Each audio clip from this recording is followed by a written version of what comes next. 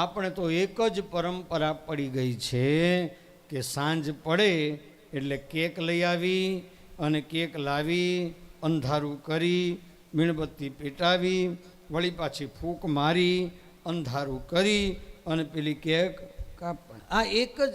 અને હમણાં તો નવું શીખ્યા છે, જે દિવસે જન્મદિવસ હોય એ દિવસે રાત્રે 12 વાગે પહોંચે. બોલો હેપી બર્થડે ટુ યુ. લે, આ પરંપરા ખોટી છે, હું યાદ રાખજો. કારણ કે રાત્રિના 12 વાગ્યા પછીનું ભોજન છે ને એ પ્રેત ભોજન છે, અને એ સમયમાં વિશ કરવામાં આવે ને તો એ જેનો જન્મદિવસ હોય એને વિષ ફળતી નથી, યાદ રાખજો. હા, એનું રિએક્શન આવે છે. અખતરો કરવો હોય તો કરજો, પણ એ જ સવારમાં વહેલા 4 વાગ્યા પછી બ્રહ્મ મુહૂર્તમાં તમે વિશ કરો ને, તમને જો બહુ પ્રેમ હોય સામેની વ્યક્તિને તો સવારમાં 4 વાગે વિશ કરો. એ વિશ એને અત્યંત ફળીભૂત થશે. પણ આપણી આદતો દિવસે દિવસે બગડતી જાય છે, સુધરતા નથી, બગડતા જઈએ છીએ.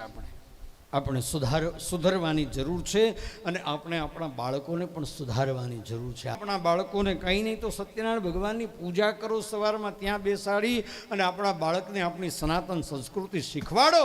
આ કેક ક્યાંથી આવી છે ખબર નથી પડતી.